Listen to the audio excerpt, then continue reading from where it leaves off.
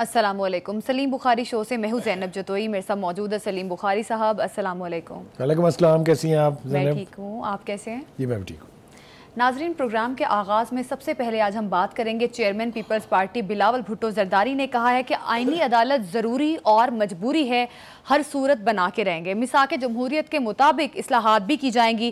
اس پر آج ہم بخاری صاحب کا تجزیہ لیں گے اور ساتھ ہی ساتھ ہم بات کریں گے مخصوص نشستوں کے فیصلے پر. آج بھی الیکشن کمیشن نے اجلاس بلایا جو کسی نتیجے پر پہنچے بغیر ختم ہو گیا. اب کل پھر اجلاس ہوگا اور دیکھنا یہ ہے کہ کل کے اجلاس میں کیا فیصلہ سامنے آتا ہے. اس پر بھی آج ہم پروگرام میں بات کریں گے. بانی پی ٹی آئی نے کہا ہے کہ پاکستان پولیس سٹیٹ بن چکا ہے اور یہ مارشل لاء جو لگایا گیا ہے یہ ضیاء اور مشرف کے مارشل لاء سے بھی زیادہ سخت ہے. اس پر بھی بات کریں گے. حافظ نعیم الرحمان ملک گیر کرنے جا رہے ہیں مظاہرے, اس پر بھی آج ہم بخاری صاحب کا تجزیہ لیں گے. اور پروگرام میں آج ہم بات کریں گے اسرائیلی وزیر اعظم کی حزب اللہ کے سربراہ حسن نصر اللہ کو قتل کی دھمکی, اس پر بھی آج ہم پروگرام میں بات کریں گے. بخاری صاحب, سب سے پہلے چیئرمین بلاول بھٹو زرداری صاحب نے بھی آج کہہ دیا کہ آئین کا نفاذ ہر صورت کیا جائے گا. آئین اور قانون سازی عدلیہ کے ذریعے کسی قیمت نہیں ہو سکتی. جی دیکھیے, گزارش یہ ہے کہ میں سمجھتا ہوں کہ بلاول بھٹو زرداری نے آج بہت ڈیرنگلی ہماری جو عدلیہ ہے, جن کو انصاف کا کام چھوڑ کے حکومت سازی کا زیادہ مزہ آتا ہے, ان کو آئینہ دکھایا ہے اور بڑے واضح الفاظ میں دکھایا ہے. ان کا وہ جو کچھ آپ کرنا چاہتے ہیں وہ ہم نہیں ہونے دیں گے, جو کچھ ہم کرنا چاہتے ہیں وہ ہو کے رہے گا, اس لیے کہ قانون سازی کرنا ہمارا کام ہے. ترمیم ہم لانا چاہتے ہیں تو ہم لا کے رہیں گے, آئینی عدالت ہم بنانا چاہتے ہیں تو ہم بنا کے رہیں گے. تو کافی سخت لہجہ انہوں نے آج اختیار کیا.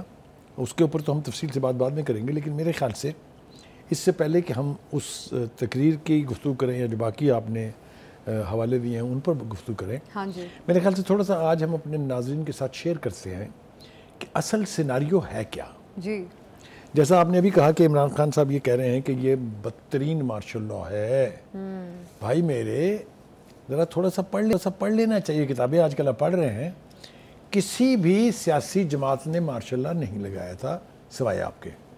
اچھا, اور یہ میں کیوں کہہ رہا ہوں, کیونکہ آپ نے 4 سال حکومت, پونے 4 سال کرنے کے بعد قوم کو یہ بتایا کہ ملک تو چلا رہے تھے جنرل باجوہ صاحب اور جنرل فیض امید. میں تو بیٹھ کے دیکھتا تھا صرف. مجھے تو جب کبھی قانون پاس کروانا ہوتا تھا, بجٹ پاس کرانا ہوتا تھا, میں ایجنسیوں سے کہتا تھا مجھے MNS وغیرہ لا دیں. یہ جھوٹ ہے یا سچ ہے؟ بانی نے یہ کہا تھا یا نہیں کہا تھا؟ تو مارشل لگانا اس کو کہتے ہیں. تو ایک تو یہ تہذیب بہت ضروری تھی. دوسری بات یہ ہے کہ ہمیں یہ بات بالکل واضح طور پر سمجھ لینا چاہیے کہ قانون سازی جو ہے وہ پارلیمنٹ کا اختیار ہے, پارلیمنٹ کا حق ہے, اس میں کوئی شک نہیں ہے. عدالتوں کی تشریعات نے نا جی, جو ان کے پاس وہ کہتے ہیں کہ جی ہمیں قانون کی آئین کی تشریح کرنے کا حق حاصل ہے, اس کے حوالے سے تاریخ اٹھا کے اگر آپ دیکھیں تو کیا بیڑا غرق کیا انہوں نے آئین کا. اس کی میں مثالیں دینے بیٹھوں تو پورا وقت آپ کا گزر جائے گا, لیکن ہم کوشش کریں گے کہ تھوڑا بہت ضرور ہم اپنے ناظرین کو بتا پائیں. دیکھیے, اگر ہونا یہ چاہیے کہ اگر عدالت یہ سمجھتی ہے کہ کسی خاص ایشو کے اوپر آئین خاموش ہے تو انہیں وہ معاملہ واپس پارلیمنٹ کو بھیج دینا چاہیے کہ آپ ذرا اس کی وضاحت کریں, ذرا اس کو اور زیادہ یعنی شفاف بنائیں تاکہ ہمیں سمجھ آ جائے. آپ وہاں کہتے ہیں اب تو ہم قانون بنائیں گے, اب تو ہم قانون کھیلیں گے. بھائی آپ کو کس نے یہ اختیار دیا ہے؟ ان کو کوئی پوچھنے والا نہیں ہے. نہیں پوچھیں گے, اب آ رہے ہیں ابھی اسی طرف ہی آ رہے ہیں, آہستہ آہستہ آتے ہیں نا اس طرف ہی. انہوں نے یہ حال کیا کہ ایک ہی ایشو پر, آرٹیکل 63A پر, اسی اعلیٰ عدلیہ نے یعنی جو ہائی کورٹ تھی اس نے ایک ایشو پر 2 فیصلے 2 بندوں کے, ایک کے حق میں کر دیا, ایک کے خلاف کر دیا.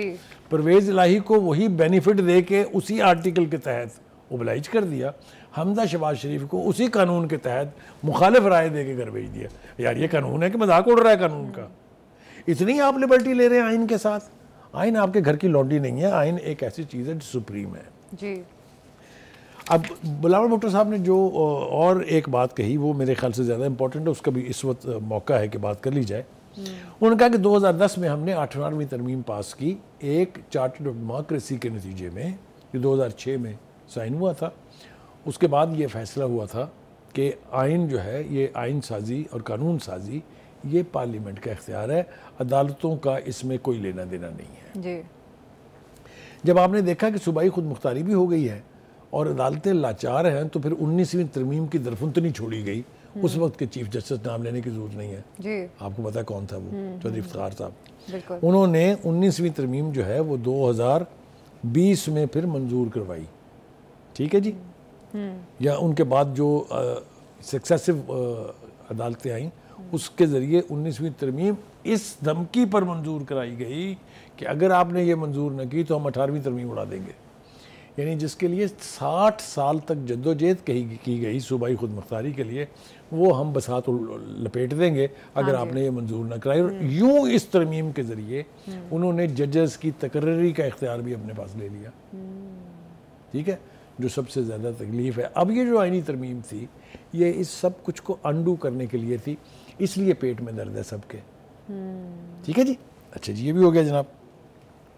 دیکھیں آپ کرتے کیا رہے ہیں, آپ نے نواز شریف سے کہا کہ آپ نے اپنے بیٹے سے تنخواہ نہیں لی, چلیں گھر, چھوڑیں وزارت عظمیٰ, نکلیں پرائم منسٹر ہاؤس سے باہر. اور دوسری طرف ہم دیکھتے ہیں کہ جسٹس مظاہر نقوی ہوں یا جسٹس اعجاز الحسن ہوں, ان کے خلاف جو ریفرنسز تھے ان میں گردن تک کرپشن کے چارجز ہیں ان کے اوپر. ان کو سزا کیا ملی کہ وہ استعفیٰ دے کے آرام سے گھر بیٹھ گئے, سب ہضم. یہ قانون ہے, یہ عدالت ہے, اس کو انصاف کہتے ہیں. آپ کو یاد ہوگا حضرت علی کا بڑا مشہور قول ہے کہ جو یعنی ظلم کا نظام جو ہے وہ چل سکتا ہے بالکل, لیکن نا انصافی کے ساتھ معاشرہ بھی نہیں چل سکتا, نہ نظام چل سکتا ہے. ایک بات, ایک اور اہم بات یہ ہے کہ دیکھیے پارلیمنٹیرین کوئی جرم کریں, کوئی کرپشن کریں, کوئی خلاف ضابطہ کارروائی کریں, نیب موجود ہے ان کا گلا پکڑنے کے لیے. فوج اس میں چاہے 3 سٹار جنرل کرے, چاہے 2 سٹار جنرل کرے, چاہے کوئی بھی افسر کرے, اس کے لیے کورٹ مارشل ہے. بھائی عدلیہ کے لیے وہ جو مرضی کریں, ان کو کوئی پوچھنے والا نہیں ہے یہ کدھر کی شرافت ہے, بھائی یہ کدھر کا نظام ہے. تو جو بلاول بھٹو نے باتیں کی ہیں ان کو میرے خیال سے بہت سیریس, انہوں نے یہ بھی کہا کہ نہ کوئی جج نہ کوئی آمر وزیر اعظم کو گھر بھیج سکتا ہے. نہیں دیکھیں وہ بالکل انہوں نے آپ کو پتہ جو حوالے دیے ہیں, دیکھیں نا یوسف اللہ گیلانی کو گھر آپ نے بھیجا, نواز شریف کو گھر آپ نے بھیجا, راجہ اشرف پرویز اشرف کو آپ نے گھر بھیجا. آپ کر کہہ رہے ہیں بھائی. اور ویسے آپ کی تاریخ یہ ہے کہ 45 سال کے بعد آپ ہمیں بتاتے ہیں کہ بھٹو صاحب کے ساتھ بڑی زیادتی ہو گئی, وہ تو ججوں نے بڑا غلط فیصلہ دیا. چلیے جناب آپ نے سچ تو بتا دیا, پر ان ججوں پر کوئی لان تان کریں, کسی نے فٹ نہیں کہا ان کو. پاناما سے شروع ہوئی, اقامہ پہ ایک پرائم منسٹر کو اور نکال دیا آپ نے, کسی نے کسی کا کوئی احتساب کیا. میرے خیال سے وہ جو بات کہہ رہے ہیں بلاول بھٹو وہ یہ ہے کہ آپ کا بھی احتساب ہونے کا کوئی راستہ ہونا چاہیے تاکہ آپ کی آئین شکنی کو روکا جا سکے, آپ جس قسم کے فیصلے کرتے ہیں ان کا سد باب کیا جا سکے, ٹھیک ہے جی. دوسری بات یہ ہے کہ ایک بڑی تکلیف دہ بات یہ ہے کہ جو آرٹیکل 58(2)B تھا وہ ایک ان چیلنجنگ رائٹ تھا پریزیڈنٹ کے پاس کہ وہ جس مرضی حکومت کو پیک کر دے, جس مرضی پرائم منسٹر کو گھر بھیج دے. آصف علی زراری صاحب اللہ تعالیٰ بھلا کرے ان کا, انہوں نے یہ اختیار پارلیمنٹ کو سرنڈر کر دیا جی.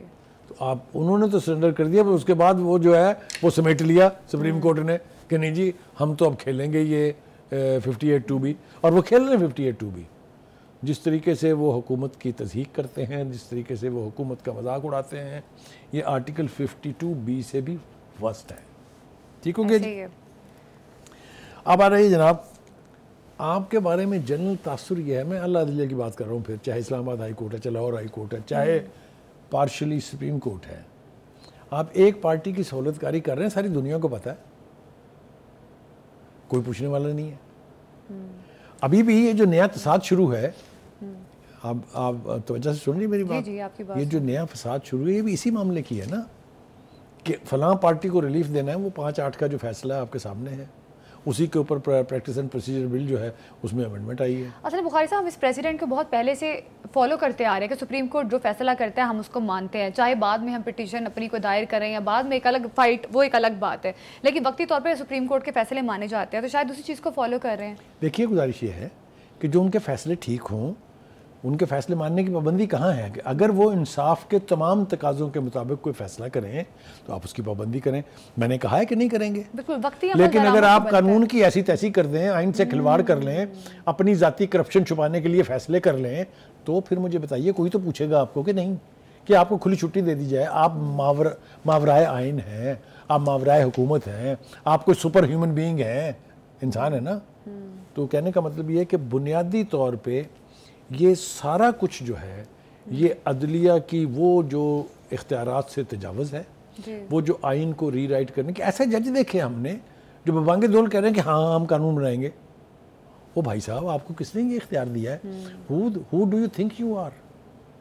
نہیں کر سکتے آپ. صرف تشریح کا اختیار دینے کا مطلب یہ نہیں ہے کہ آپ آئین کو اڑا کر جلدی کی ٹوکری میں پھینک دیں. آپ ایٹ بیسٹ یہ کر سکتے ہیں کہ اس کو ریفر کریں بیک ٹو دا پارلیمنٹ اور ان سے کہیں کہ اس میں مزید شفافیت لائیں. That is what interpretation is. Interpretation does not mean کہ آپ اپنا توڑا لا جو ہے نا, توڑا لا آپ سمجھتے ہیں, یہ تاتاریز اور چنگیزیز جو ہوتے تھے وہاں جو باس کہہ دے وہ قانون ہوتا تھا. اب یہ معاشرے وہ نہیں رہے ہیں, یہ جمہوری معاشرے ہیں, یہاں پر اس طریقے کا کھلواڑ نہیں ہو سکتا. اب بتائیے جناب, چیف جسٹس صاحب نے ایک اچھا کام کیا ہے. جو کنٹروورسی چل رہی تھی کہ جناب چیف جسٹس کو 3 سال کی ایکسٹینشن دی جا رہی ہے, جناب چیف جسٹس تو اگر آ گیا تو پی ٹی آئی کا بیڑا غرق ہو جائے گا, تباہ ہو جائے گی پی ٹی آئی. وہ انہوں نے کیٹیگوریکلی کہہ دیا ہے, آج نہیں کہا, انہوں نے آج ریپیٹ کیا ہے. انہوں نے کیٹیگوریکلی سٹیٹ کر دیا ہے کہ میں کسی ایکسٹینشن کا نہ خواہاں ہوں, نہ خواہش مند ہوں, نہ میرا کوئی مطالبہ ہے. دوسرا یہ کہ اگر کسی بھی صورت سے کوئی ایکسٹینشن یا عمر میں حد بڑھتی ہے, آئی ایم ناٹ انٹرسٹیڈ. صحیح. تو ایک تو پی ٹی آئی کے یہ خدشات ختم ہو جانے چاہیے کہ ان کے اوپر کسی نہ کسی صورت میں قاضی فائز عیسیٰ صاحب کو مسلط کیا جا رہا ہے. ہاں اگر آئینی عدالت بن گئی, جی اب پریشانی کس بات کی ہے, اس کے اوپر تھوڑی سی گفتگو کرنا بہت ضروری ہے. کیونکہ پی ٹی آئی تو آئینی عدالت کے پریشانی یہ ہے کہ اگر یعنی کانسٹیٹیوشنل کورٹ بن گئی, آئینی عدالت بن گئی, تو یہ جو سیاسی معاملے ہیں نا یہ تو سارے چلے جائیں گے وہاں. جی. تو سپریم کورٹ کے جو باقی ججز ہیں وہ سمجھتے ہیں کہ ہم کیا چنے بیچیں گے بیٹھ کے, ہم یا چوریاں ڈاکوؤں کے کیس سنیں گے, کیونکہ انہیں تو مزہ آ رہا تھا اقتدار کے اندر ہلچل مچانے میں, انہیں مزہ آ رہا تھا کسی کو گھر بھیجنے میں, انہیں مزہ آ رہا تھا اپنے آپ کو تحفظ دینے میں. تو وہ سیاسی معاملہ جات اور آئینی معاملہ جات تو چلے جائیں گے ادھر. اچھا. تو پھر وہ جو اتنی بڑی فائلیں ہیں نا قد آدم, جو کوئی کہہ رہا ہے 27 لاکھ کیس ہے, کوئی کہہ رہا ہے اتنے کیسز ہیں, ان کی باری آئے گی. اور پھر یہ ممکن ہو سکے گا کہ ایک آدمی جو سٹریٹ پہ ہے, جو رل گیا ہے, دادے نے کیس کیا تھا, بیٹے نے بھگتا, بیٹے کے بعد پوتا بھگت رہا ہے, ابھی تک فیصلہ نہیں ہوا ہے. ایسے مقدمات پڑے ہیں سپریم کورٹ میں بھی اور ہائی کورٹس میں بھی کہ جن کو جو سزا ہوئی تھی ان کے خلاف اپیل کی گئی, وہ سزا پوری کر کے گھر آ گئے ہیں, آج تک وہ پٹیشن نہیں لگی ہے. Is that justice؟ بالکل. اس کے اوپر آتے ہیں ہمارے سارے ججز, میں نام لینا نہیں چاہ رہا, میں جنرلائز کر رہا ہوں اس بات کو. تو یہ سب سے بڑی بات یہ ہے کہ انہیں اپنا کام کرنا چاہیے. جو ہم کہتے ہیں نا کہ جی آئینی ادارہ ہے سپریم کورٹ, تو الیکشن کمیشن کیا ہے؟ آئینی ادارہ. پارلیمنٹ کیا ہے؟ آئینی. تو یہ اس کے اندر جا کے پنگا لینے کے لیے why should this be allowed? میرے خیال سے compliments to Bilawal Bhutto Zardari who has taken a stand. باقی سیاسی قیادت کو بھی چاہیے کہ ڈر کو ایک طرف رکھیں, اپنے مفادات کو بھی ایک طرف رکھیں, اور پارلیمنٹ کی اور آئین کی پاسداری کے لیے, اس کی پروٹیکشن کے لیے کھڑے ہوں. بلاول بھٹو نے تو واضح کر دی ہے کہ ہم آئینی عدالتیں لا کر رہیں گے. اب آگے مولانا صاحب کا کیا سٹینڈ ہوگا اس پہ, کیونکہ بیرسٹر گوہر تو کہہ رہے ہیں کہ مولانا کے ساتھ اتحاد ہے. دیکھیے اب آپ مجھے اکسا رہی ہیں ایسی بات کرنے پر جو میں اوائڈ کرنا چاہتا تھا. نہیں دیکھیے میں تو تاریخ کا اسٹوڈنٹ ہوں. ٹھیک ہے. میں نے تاریخ میں یہ دیکھا ہے کہ مولانا جو ہیں وہ ہمیشہ اسٹیبلشمنٹ کے ساتھ رہے ہیں. ٹھیک ہے. یہ لمبی چوڑی تاریخ ہے. میں تو چونکہ بڑی دیر سے صحافت میں ہوں, میں نے ان کے والد کی سیاست بھی دیکھی ہے, بھٹو صاحب کے ساتھ ان کی اپوزیشن کا وہ کمال کا دور بھی دیکھا ہے جب واقعتاً اپوزیشن ہوتی تھی. ولی خان جیسے ببانگ لیڈر, اسلم کھٹک جیسے لوگ جو ہیں, اجمل کھٹک جیسے لوگ جو ہیں وہ سیاستدان تھے. تو وہ اینٹی اسٹیبلشمنٹ ہوتے نہیں ہیں. میں اگر جسارت کروں یہ کہنے کی کہ باقی سب نے کوشش کر کے دیکھ لی ہے, اگر وہ اسٹیبلشمنٹ کی طرف سے بھی کوئی اشارہ وشارہ آ گیا تو مولانا جو ہیں وہ آپ کو پھر انہی دوستوں کے ساتھ کھڑے نظر آئیں گے. کیونکہ ایک بات یاد رکھیں, اس وقت سوشل میڈیا کے اوپر ایک کیمپین چل رہی ہے مولانا کے خطبات اور ارشادات خان صاحب کے بارے میں, خان صاحب کے ارشادات مولانا فضل الرحمان کے بارے میں آج کل are selling like hot cakes. ٹھیک ہے. ایسی گفتگو ہے. اگر میں یاسمین راشد کی ویڈیو چلانے کا اپنے پروڈیوسر کو کہوں تو وہ مجھے کان میں کہے گا کہ بھائی صاحب باز رہے ہیں, کیونکہ جو زبان اس خاتون نے استعمال کی ہے مولانا کے لیے, اور مولانا نے جو زبان استعمال کی ہے خان صاحب کے لیے, یہاں پتہ نہیں وہ کہیں جا سکتی ہے. یہ تو سیاسی جماعتوں کا وتیرہ ہے کہ اس قسم کی زبان استعمال کرتے ہیں. نا غلاظت اور گند, وہی نا غلط. غلاظت اور گند کون لے کے آیا یہ ہمیں آئیڈینٹیفائی کرنا پڑے گا. سیاست میں غلاظت اور گند پی ٹی آئی لے کے آئی ہے. اس قسم کی گفتگو کبھی ماضی میں سیاستدانوں کے بیچ میں نہیں سنی گئی تھی. کوئی کسی کے گھروں کو نہیں پہنچتا تھا, کوئی کسی کی بیٹی کے ساتھ کسی قطری شہزادے کی تصویریں نہیں لگاتا تھا. اچھا جی, یہ ہو گیا جناب. پھر آپ دیکھیں ذرا تھوڑی سی یہ بھی بات کر لیں کہ اس وقت کیا ہو رہا ہے. اس وقت ایک تو بیان بازی چل رہی ہے. آپ کو پتہ ہے کہ بیرسٹر گوہر صاحب بھی وہ کہہ رہے ہیں کہ مولانا کے ساتھ ہمارا اتحاد جو ہے وہ انبریکیبل ہے. اللہ کرے کہ ایسا ہی ہو. اور ملٹری ٹرائل والا معاملہ بھی جو ہے, اب آپ ذرا اس طرف آ جائیں. میں آنا چاہ رہا تھا اس طرف. دیکھیں پہلی بات تو یہ ہے کہ عجیب و غریب بات ہے کہ ایسی پٹیشن کو آپ انٹرٹین کر رہے ہیں جو ایونٹ ابھی ہوا نہیں ہے. ٹھیک ہے جی, آپ پٹیشن لے کے ایک شخص وہاں پہنچا ہے کہ آپ کہیں بانی پی ٹی آئی کا ملٹری ٹرائل تو نہیں کریں گے. وہ بھائی آپ کو بھنک کہاں سے پڑی ہے, کوئی جواز ہونا چاہیے نا, کوئی سورس انفارمیشن کا ہونا چاہیے. یہ ہوا میں بات کرنے کا کوئی فائدہ نہیں ہے. الٹیمیٹلی وہاں پر جو اٹارنی جنرل نے کیا کہا, اس نے ڈپٹی اٹارنی جنرل نے یہ کہا کہ جب ایسا ہوگا تو اس کے لیے لیگل پروسیجر اڈاپٹ کیا جائے گا. باقاعدہ جو میجسٹریٹ ہے اس کو اپلیکیشن دی جائے گی, اس کے بعد کابینہ سے اس کی اپروول ہوگی, اس کے بعد پھر یہ پروسیس شروع ہوگا. یہ ہوا میں نہیں ہو سکتا ہے, یہ کسی کے کہنے سے نہیں ہو سکتا ہے. اچھا یہ ایسا کیوں کیا جا رہا ہے, میرے خیال سے وہ بتانا بھی بہت ضروری ہے. نیگیٹیوٹی جتنی آپ جنریٹ کریں گے پریس جو ہے اس کو ہائی لائٹ کرتی رہے گی. یہ ہماری پریس کا نہیں, میرے خیال سے انٹرنیشنل فنومنا ہے.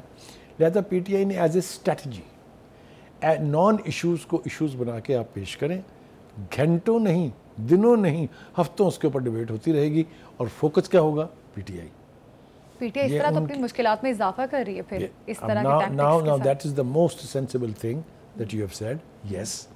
جب آپ جھوٹا پروپیگنڈا کرتے ہیں, جب آپ جھوٹے ریفرنسز استعمال کرتے ہیں, جب آپ سوشل میڈیا کو مین سٹریم میڈیا کے مقابلے میں کھڑا کر کے اس سے وہ سارا کچھ کرواتے ہیں جو نہیں ہونا چاہیے, تو اس سے تکلیفات میں اضافہ ہوگا. بہت ساری باتیں ایسی ہیں, مثال کے طور پہ 9 مئی لے لیں آپ. ہاں جی, 9 مئی کے لیے جو سب سے اہم ثبوت پیش کیے جا رہے ہیں وہ ان کے وہ سوشل میڈیا اکاؤنٹس ہیں جہاں سے یہ اعلان کیا جا رہا تھا جی ایچ کیو پہ قبضہ, میاں والی ایئر بیس پہ جہازوں کو آگ, کور کمانڈر کے گھر پہ قبضہ, یہ کور کمانڈر کی وردی. انہوں نے زیادہ مشکلات پیش کی ہیں. وہ some time negativity harms you and stabs you in the back. So میرے خیال سے اس کو بھی اب بند ہو جانا چاہیے.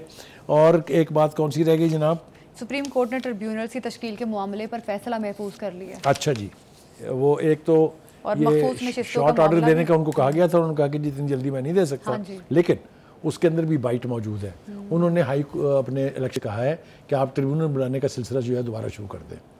سو ایک طرح سے تو سیمی فیصلہ تو آ گیا نا. اصل میں تو اسی کو رکوانے کے لیے ہائی کورٹ نے اپنا اختیار استعمال کیا تھا, اس کو میرے خیال سے انہوں نے انڈو کر دیا ہے. یہ اچھی بات ہے. میرے خیال سے جہاں کہیں بھی آپ کو لگے کہ آئین کے خلاف جایا جا رہا ہے وہاں پر راستہ روکنا چاہیے. اچھا جی, الیکشن کمیشن جو ہے وہ مسلسل میٹنگیں کر رہا ہے. آج ان کی 7ویں مشاورت کی میٹنگ تھی. وہ آپ کو پتہ ہے جو سیٹوں کے معاملے کیوں کسی نتیجے پر نہیں پہنچ پا رہا الیکشن کمیشن. دیکھیے وہ مجھے تو میری اطلاع تو یہ ہے کہ پی ٹی آئی نے آج ان سے 2 ہفتے کا وقت مانگا ہے جواب جمع کرانے کے لیے. تو یہ ڈیلے اگر ہے تو یہ ان کے الیکشن کمیشن کے کھاتے میں نہیں ڈال سکتے اس کو. تو یہ سارے اونٹ جو ہیں یہ کسی نہ کسی کروٹ بیٹھیں گے, کیونکہ ملک میں آئین کو پرویل ہونا چاہیے, آئینی سپریمیسی ہونی چاہیے. Parliament as a law making institution اس کی حیثیت کو تسلیم کرنا چاہیے. اور پارلیمنٹ کی بالادستی کا نعرہ کون سے سیاستدان نے نہیں لگایا سوائے بانی پی ٹی آئی کے, جس نے پارلیمنٹ پر لعنت بھیجی تھی.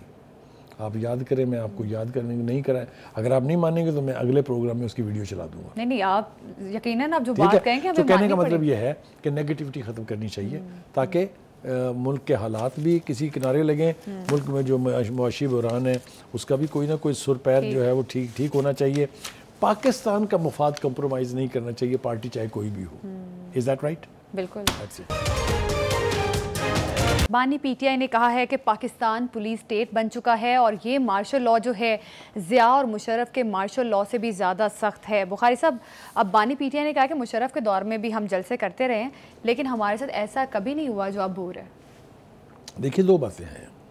پہلی بات تو ہمیں یہ سمجھنا ہوگا کہ خان صاحب کی یہ جو آج کی گفتگو ہم تک پہنچی ہے، یہ اس کا پس منظر کیا ہے. جی، لاہور کے جلسے کے بارے میں فین فیئر کیا تھا آپ کو تو پتہ ہونا چاہیے. پوری قوم ابل پڑے گی، 25 کروڑ عوام پہنچ جائیں گے وہاں. یہ نعرے میں نے تو نہیں لگائے تھے. ہم لاہور کو قلعہ بنا دیں گے، ہم یہ کر دیں گے، ہم یہ کر دیں گے. قافلے پورے ملک سے آئیں گے، پورے ملک سے. یہ سارا کچھ پی ٹی آئی کی لیڈرشپ نے پروجیکٹ کیا تھا اور اس کا سہرا اپنے گلے ڈالا تھا خود سے جناب علی امین گنڈا پور صاحب نے، جن کو میں اکثر پیار سے گنڈا پور بلاتا ہوں. اچھا، یہ انہوں نے اپنے ذمہ لیا تھا اور ایسی نعرہ بازی کی تھی انہوں نے کہ یاد دلانے کی ضرورت نہیں ہے. میرے تو خیال تھا یہ کہ ہمارے پروڈیوسر جو ہیں ان کے وہ نعرے ضرور دکھائیں گے. وہ علی امین گنڈا پور جو غنڈہ گردی کر رہے تھے وہ کیا تھا. لاہور کا جلسہ جو ہے پی ٹی آئی کے باقی کے تمام جلسوں کے مقابلے میں ایک ناکام جلسہ تھا، اس لیے کہ جس قسم کا کراؤڈ آیا کرتا تھا پی ٹی آئی کے جلسوں میں، اگر آپ کو بانی پی ٹی آئی کے جلسے یاد ہوں، بڑے لوگ آتے تھے اس میں. لاہور کا جلسہ آج بھی ایک اپنی جگہ تاریخ ہے، جی، کوئی اس کا پیرلل نہیں ہے.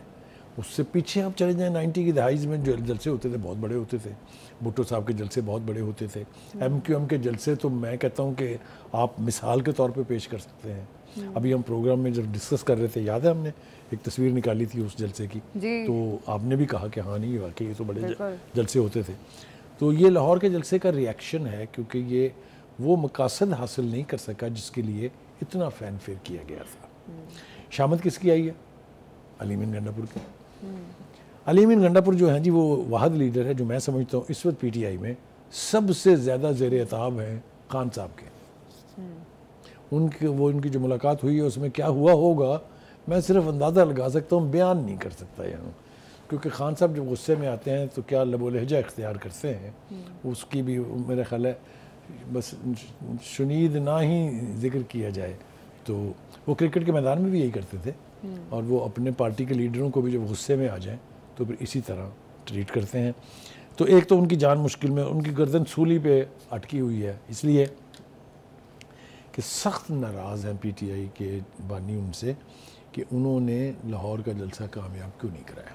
ہاں، وقت پہ نہیں پہنچے نا. اب انہوں نے غصے میں ان کی ڈیوٹی لگائی ہے کہ آج کے بعد جتنے جلسے ہوں گے پی ٹی آئی کے اس میں لوگوں کو لانا، خرچہ کرنا، یقینی بنانا کہ وہ جلسے کام ہو تمہارا کام ہے.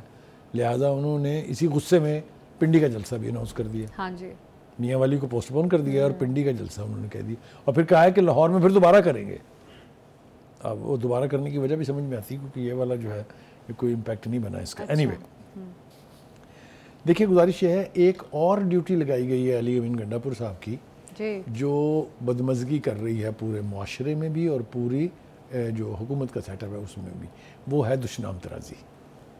جو غلیظ زبان کا استعمال ہے جس کی مثال ایک آپ نے اسلام آباد کے جلسے میں دیکھی تھی. یہاں تو بہت شرافت کا مظاہرہ کر کے گئے، یہاں پر تو وہ بالکل نظر ہی نہیں آیا ایک طرح سے.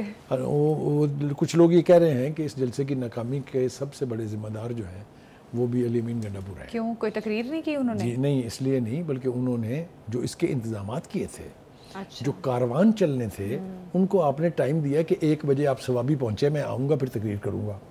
ارے بھائی جلسے کا ٹائم ادھر 3 بجے سے شروع ہے، 6 بجے تک ہے. آپ 1 بجے اگر ثوابی میں بیٹھیں گے تو 5 گھنٹے کا تو سفر ہے. اس کا مطلب یہ آپ نے تو خود سبوٹیج کیا جلسے کو. ٹھیک ہے، اچھا جی، وہ قافلے کہاں گئے؟ وہ جو دنیا جہان کی بسیں، ویگنیں، کرینیں، 1122 کی گاڑیاں، ایمبولینسز، وہ آدھے. سو کہنے کا مطلب یہ ہے کہ ان کی جان عذاب میں، حالانکہ 8 ستمبر کے جلسے میں بڑی بھڑکیں ماری تھیں علی امین گنڈا پور نے. ایسی ویسی بھڑکیں میں تو وہ دہرانا نہیں چاہتا. میں نے تو ربی سے بھی کہا تھا، ربی کے بھی دل میں تھوڑی سی جو ہے نا وہ گنجائش کبھی کبھی نکل آتی پی ٹی کے لیے. میں نے کہا تھا یہ ویڈیو دکھائیں جو وہاں انہوں نے نعرے مارے تھے. تو ربی صاحب بھی جب کسی چیز پہ سوئی اٹکا لیں تو آپ کو پتہ ہے پھر وہ مانتے نہیں ہیں کسی کی. لیکن یس، جو ہائپ کریٹ کی گئی تھی لاہور کے جلسے کی وہ علی امین گنڈا پور نے کی تھی، اپنی تقریروں میں کی تھی. انہوں نے اور بھی بہت کچھ کہا ہوا ہے.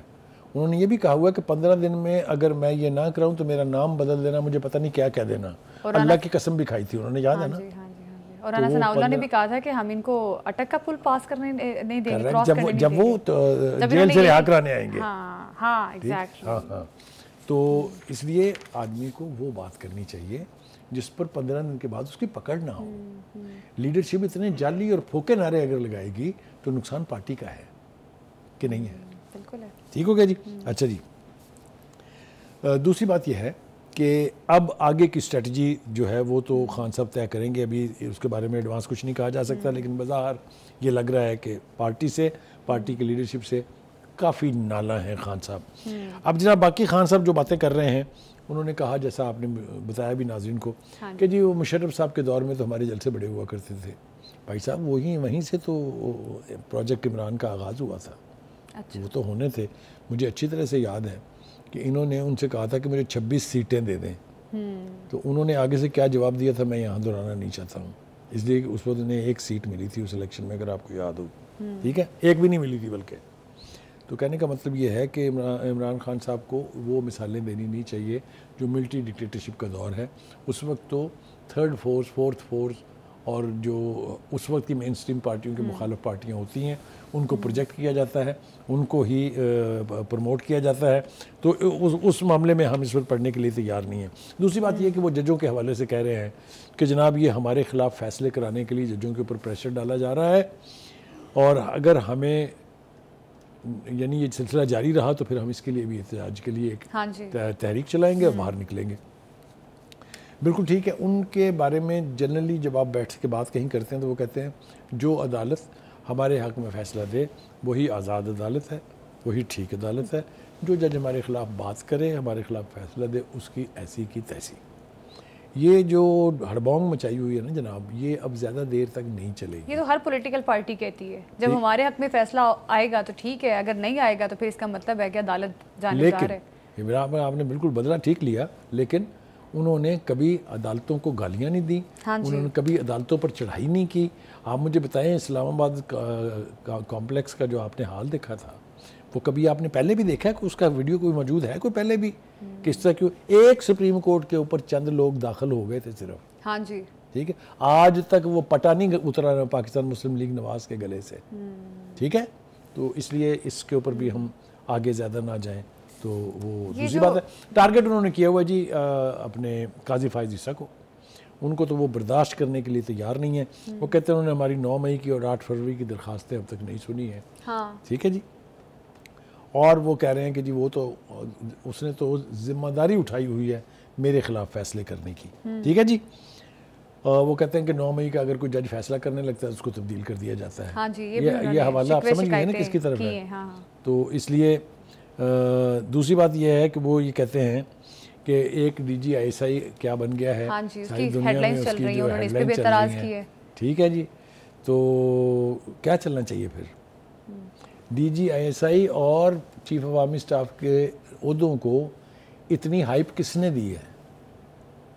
فیض حمید کس کا من بھاتا جرنیل ہے اور کون تھا وہ؟ DGISI تھا نا. تو یہ رواج تو خان صاحب آپ نے خود ڈالا ہے، اب آپ پیٹ رہے ہیں.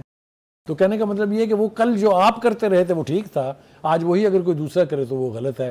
یہ جو ڈویلٹی ہے نا، اس کی وجہ سے کوئی بھی چیز اپنے منطقی انجام کو نہیں پہنچ رہی. ٹھیک ہے، یا آگے چلوں اس سے؟ ٹھیک، بالکل آگے چلتے ہیں. حافظ نعیم الرحمان نے بھی اعلان کر دیا کہ وہ ملک گیر مظاہرے کریں گے. دیکھیے حافظ نعیم الرحمان صاحب کی ایک بات جو ہے وہ لائق تحسین ہے. انہوں نے کہا تھا ہم وائلنس نہیں کریں گے. ہاں جی. انہوں نے کہا تھا گملہ بھی نہیں ٹوٹے گا. وہ اپنے لفظوں پر قائم رہے ہیں. کراچی کا احتجاج بہت بڑا احتجاج تھا. ہاں، بڑا پیسفل رہا ہے. اسلام آباد کا احتجاج بہت بڑا احتجاج نہیں، دھرنا تھا. کچھ ہوا؟ آپ بتائیے مجھے، کسی نے روکا انہیں؟ کیا حکومت نے ان کے ساتھ بیٹھ کے بات نہیں کی اسلام آباد میں؟ بالکل کی ہے. تو کہنے کا مطلب یہ ہے کہ جب آپ سیاسی طریقے سے ایک کیمپین چلا کے، ایک تحریک چلا کے اپنی بات منوانا چاہتے ہیں اور وائلنس کی طرف نہیں جاتے ہیں، غلیظ زبان استعمال نہیں کرتے ہیں، تو حکومت کے پاس کوئی چارہ نہیں رہتا سوائے اس کے کہ آپ کو اکنالج کرے اور آپ کے ساتھ بیٹھ کے بات کرے. یہ وتیرہ جس دن PTI نے اختیار کیا، جس دن یہ دھمکیاں دینے والی ڈرانے والی باتیں چھوڑ دیں، جس دن یہ زبان جو ہے یہ شفاف اور بہتر ہو گئی، مجھے نہیں سمجھ میں آتی. پہلی بات تو یہ کہ PTI کو یہ کوئی حق حاصل نہیں ہے کہ وہ یہ کہے کہ ہم سے کوئی بات نہیں کرتا. کس نے ان کو بات چیت کی آفر نہیں کی؟ زینب آپ خود بتائیے. بلاول بھٹو زرداری ہوں، آصف زرداری ہوں، شہباز شریف ہوں، نواز شریف ہوں، کس نے نہیں کہا کہ آئیے بیٹھ کے میثاق جمہوریت کر لیتے ہیں، میثاق معیشت کر لیتے ہیں؟ ہر دفعہ آپ نے کہا میں چوروں ڈاکوؤں سے بات نہیں کروں گا، تو کن سے کریں گے؟ جن سے آپ کرنا چاہتے ہیں وہ کرنے میں انٹرسٹڈ نہیں ہیں. ہاں وہ تو نہیں انٹرسٹڈ. یہ ہے صورتحال. صحیح. اسرائیل کے وزیر اعظم نیتن یاہو نے دھمکی دی ہے کہ وہ حزب اللہ کے سربراہ حسن نصر اللہ کو قتل کر دیں گے. بخاری صاحب، اب اسرائیل کی جانب سے جو دھمکیوں کا سلسلہ جاری ہے، ایک طرف لبنان پہ حملے بھی کر رہا ہے، تو کیا منظرنامہ بنتے ہوئے آپ دیکھ رہے ہیں؟ دیکھیے، ایک صورتحال ہوتی ہے جب کوئی اس نہج پر پہنچ جاتا ہے، جب اس کے لیے موت سے ڈر ختم ہو جاتا ہے، پھر اس کو کسی بھی قسم کے گھمبیر حالات سے آپ ڈرا نہیں سکتے. یہ جو فلسطینی لوگ ہیں نا، اور خاص طور سے لبنان میں جو حزب اللہ کے لوگ ہیں، یہ وار ہارڈنڈ ہو گئے ہیں، ان کو آپ ڈرا نہیں سکتے. یہ نیتن یاہو صاحب جتنی مرضی دھمکیاں دیتے رہیں، ان سے ڈرنے والا کوئی نہیں ہے. اس لیے کہ جب آپ مرنے پر آمادہ ہو جائیں اور آپ سمجھیں کہ یہ آپ کے لیے پرائیڈ ہے، اگر آپ اپنی کاز کے لیے جان دیں گے تو کون ڈرا سکتا ہے اس کو؟ اگر ڈرنا ہوتا تو غزہ میں اتنی لاشیں اٹھانے کے بعد قوم بھاگ گئی ہوتی وہاں سے نا. لبنان والے پیچھے ہٹ گئے ہوتے ہیں، آرام سے بیٹھ کے اپنی زندگی جو ہے کر رہے ہوتے ہیں. تو یہ جو دھمکیاں ہیں نا، اس سے کچھ نہیں ہوتا. لیکن اس کا یہ مطلب نہیں ہے کہ جو غیر انسانی جو جرم ہے، جو انسانیت کے خلاف جرم ہے نیتن یاہو کا، اس کا ذکر نہ کیا جائے، یا اس پہ لعنت نہ بھیجی جائے، یا اس پہ تبرہ نہ کیا جائے. میرے خیال سے ایک ناجائز اولاد ہے اسرائیل امریکہ کی، ایک ناجائز ماں باپ کا ناجائز بیٹا ہے نیتن یاہو. اتنا بڑا بے غیرت، اتنا بڑا بے ضمیر، اتنا بڑا بے اصول میں نے دنیا میں کوئی لیڈر نہیں دیکھا. میں نے بڑی بڑی ڈکٹیٹرشپس کو اسٹڈی کیا ہے، میں نے بڑے بڑے پاپولر اور پھر ان پاپولر ہوتے لیڈرز کی بایوگرافیز پڑھی ہیں، لیکن اس سے بڑا رتھلیس، اس سے بڑا بے رحم، اس سے بڑا کمین ذات کوئی لیڈر میں نے نہیں دیکھا ہے. ایک تو یہ بات ہے. دوسری بات یہ ہے کہ جب ایسے شخص کی جو بھی حمایت کرتا ہے، وہ چاہے ویسٹ ہے، چاہے امریکہ ہے، چاہے مسلمان ممالک ہے، اتنے ہی بڑے جرم کے مرتکب ہو رہے ہیں. وہ بھی، ان کو بھی سزا دیکھیں. وہ جو اوپر بیٹھا ہے نا، اس کے سزا دینے کے اپنے ڈھنگ اور اپنے رنگ ہیں. وہ ظلم کو کبھی معاف نہیں کرتا ہے. ظلم کرنے والا اور ظلم کرنے والے کو سپورٹ کرنے والوں کی گردن میں رسی ڈلے گی ضرور. آج نہیں، سال بعد، 2 سال بعد، جب بھی ڈلے گی. ظلم کے ایک ایک خون کے بہ جانے والے قطرے کا حساب دینا ہوگا. بخاری صاحب، نیتن یاہو یہ بھی کہہ رہا ہے کہ حزب اللہ پیچھے ہٹ جائے ورنہ مزید حملوں کا سامنا کرنا پڑے گا. دیکھیے، یہ وہ خواہشات ہے. میں نے کہا نا کہ یہ دھمکی ہمیشہ کمزور آدمی دیتا ہے. بالکل. دیکھیے، آپ کا خیال ہے کہ جس قسم کی گولہ باری وہاں کی جا رہی ہے، جس کو یہ کہا جا رہا ہے کہ یہ سیکنڈ ورلڈ وار اور فرسٹ ورلڈ وار کے بعد سب سے ہیویسٹ بامبنگ ہے سویلین پاپولیشن کی. ٹھیک ہے، اس کے باوجود کیا مقصد حاصل ہو گیا؟ ظاہر ہے نہیں. ابھی آپ نے دیکھا کتنا پروپیگنڈا کیا تھا انہوں نے سنوار کے بارے میں، یحییٰ سنوار کے بارے میں. رابطہ ختم ہو گیا جی، ہم نے اس کو یہ کر دیا جی، ہم نے اس کو یہ کر دیا. ابھی آپ نے دیکھا قدومی، ڈاکٹر خالد قدومی جو ہے، انہوں نے اس کی وضاحت کی ہے کہ نہیں جناب، ہی از ناٹ اونلی ماشاءاللہ الائیو بٹ ان غزہ. جو میرے خیال سے ایک بہت بڑی لعنت کے طور کے اوپر نیتن یاہو کے منہ کے اوپر مارنا چاہیے کہ وہ جس کو ختم کرنا چاہتے ہیں یا جو ان کے آبجیکٹیوز ہیں وہ حاصل نہیں کر پائے ہیں. اگر آپ کو یاد ہو جو تقریر کی تھی حماس کے حسن نصر اللہ نے، اس نے کہا تھا اس پورے جبر و ظلم نے فلسطینی عوام کو اکٹھا کر دیا ہے. جو مختلف گروپ تھے، متحارب گروپ تھے پی ایل او کی موومنٹ میں یا فلسطینیوں کی موومنٹ میں، وہ یونائٹ ہو گئے ہیں. ان کا خیال یہ ہے کہ جو ہماری ریزسٹنس موومنٹ کے جو انسٹرومنٹس ہیں وہ اسٹرینتھن ہوئے ہیں. ڈرا ہوا آدمی کبھی یہ نہیں کہتا، یہ یاد رکھیں. کہیں آپ نے دیکھا کہ کسی عوامی سطح کے اوپر کسی گروپ آف پیپل، کوئی خواتین، کسی نے یہ کہا ہو کہ حماس نے ہم پر جنگ مسلط کروا دی ہے؟ کوئی ایک فلسطینی آواز، ایک آواز مجھے دکھائیں جو اس جہاد کے خلاف اٹھی ہو. سلام ہے ایسی قوم کو. ایسی قومیں جو ہے نا وہی پنپتی ہیں. اور آپ دیکھیے گا کہ یہ فلسطین جو ہے یہ بالآخر اپنے مقصد میں کامیاب ہوگا. اس وقت جو سال غزہ کو ٹارگٹ کیا اسرائیل نے، اب لبنان پر بھی حملے کر رہا ہے، پھر ایک کہیں نہ کہیں یہ بھی ایک ان کی نیتن یاہو کے ذہن میں سوچ ہے کہ حماس سے الگ کرنا ہے اس نے. یہ تو میں نے کہا نا کہ وہ ہزاروں خواہشیں ایسی کہ ہر خواہش پہ دم نکلے، بہت نکلے میرے ارمان لیکن پھر بھی کم نکلے. جو یونائٹڈ نیشن جو ہے یہ ہمیشہ کی طرح سے بولتا دیر سے ہے، تاخیر ضرور ہو گئی ہے، لیکن خوشی کی بات یہ ہے کہ جو انتونیو گوترس جو سیکرٹری جنرل ہیں وہ آج سے نہیں، جب سے یہ کانفلکٹ شروع ہوا ہے غزہ کا اس وقت سے چلا چلا کے کہہ رہے ہیں کہ اسرائیل جو کچھ کر رہا ہے اس کی کوئی معافی نہیں ہے، اسرائیل انسانیت کے خلاف جرم کا مرتکب ہو رہا ہے. اور اب انہوں نے کہا ہے کہ اسرائیل اپنے اس ہٹ دھرمانہ جو رویہ ہے یا روش ہے اس کے تحت لبنان تک اس جنگ کو لے کے جا رہا ہے. وہ یہ کہتے ہیں کہ کسی صورت بھی لبنان کو غزہ بننے نہیں دینا چاہیے اور ضرورت اس بات کی ہے کہ اس جنگ کو روکا جائے. وہ تو عالمی ضمیر کو جھنجھوڑ رہے ہیں، وہ تو جو اس خطے کی جو حکومتیں ہیں، جو اس خطے میں ممالک ہیں، ان کے لیڈر سے متقاضی ہو رہے ہیں، لیکن مسلمانوں کے ضمیر کب جاگیں گے یہ میرے اور آپ کے لیے طے کرنا مشکل ہے. لیکن پھر میں کہہ رہا ہوں اور بہت سوچ سمجھ کے کہہ رہا ہوں، آج خاموشی سے فلسطینیوں کا قتل عام دیکھنے والے افراد کو نہ خدا معاف کرے گا نہ فلسطینی قوم کبھی معاف کرے گی. یاد رکھیے میری بات. بالکل ایرانی صدر نے بھی کہا ہے کہ اسرائیل ہمیں جنگ کرنے کے لیے اکسار ہے. ہاں وہ دیکھیں نا، لبنانی پریزیڈنٹ ہو یا لبنان کی لیڈرشپ ہو، ایران کی لیڈرشپ ہو، سیریا کی لیڈرشپ ہو یا یمن کی لیڈرشپ ہو، یہ وہ لوگ ہیں جو صرف زبانی جہاد کی بات نہیں کر رہے ہیں، پریکٹیکلی اس میں شامل ہیں. یہ جتنی تنظیمات ہیں، چاہے وہ حماس ہے، چاہے وہ حزب اللہ ہے، چاہے وہ حوثیز ہیں، who are they? Who is supporting them? No other Muslim country but Iran. بالکل ٹھیک ہے نا، یہ تو طے شدہ باتیں ہیں نا. تو کہنے کا مطلب یہ ہے کہ یہ ریزسٹنس جاری رہے گی، یہ ختم نہیں ہوگی. آپ نے قبرستان بنا دیا غزہ کو، لیکن آپ ذرا اپنی طرف بھی پلٹ کے پیچھے کی طرف دیکھیں کہ جو یہودی آبادیاں آپ نے قائم کی تھی، ہے کوئی وہاں جو رہنے والا ہو ان گھروں میں؟ پورے کا پورا خطہ جو ہے وہاں کے لوگ چھوڑ کے بھاگ گئے ہیں. بالکل ٹھیک ہے. اچھا دوسری بات یہ ہے کہ جو آپ کو وہم تھا کہ آپ کا جو ڈیفنس سسٹم ہے کوئی پینیٹریٹ نہیں کر سکتا، بالکل پہلے حماس نے اس کا مذاق اڑایا، پھر حزب اللہ نے اس کا مذاق اڑایا، پھر نیتن حوثیوں یاہو نے اس کی کا مذاق من اڑایا. گھڑت چیزیں، من اتنا گھڑت سا ہے یمن، اس نے بالکل پورے بحری راستے جو ہیں اس کی ناکہ بندی کی ہوئی ہے، بالکل کتنے جہازوں کو نقصان پہنچ چکا ہے. ہیونگ سیڈ دس، فلسطین قائم رہے گا، فلسطین کا جہاد ایک دن کامیاب ہوگا. بالکل اسرائیل کی من گھڑت چیزیں، من گھڑت بیانات اور نیتن یاہو کی جو بڑی بڑی بھڑکیں ہیں کہ وہ فلاں ملک کو ٹارگٹ کریں گے، لیکن ان کو اس چیز کا شاید آئیڈیا نہیں ہے کہ اس وقت جو اسلامی ممالک ہیں، چند اسلامی ممالک ایک ساتھ کھڑے ہیں اور اب اتنا آسان نہیں ہے جس طرح سے انہوں نے غزہ کو ٹارگٹ کیا. ابھی پروگرام سے ہمیں دیجیے اجازت. اللہ حافظ.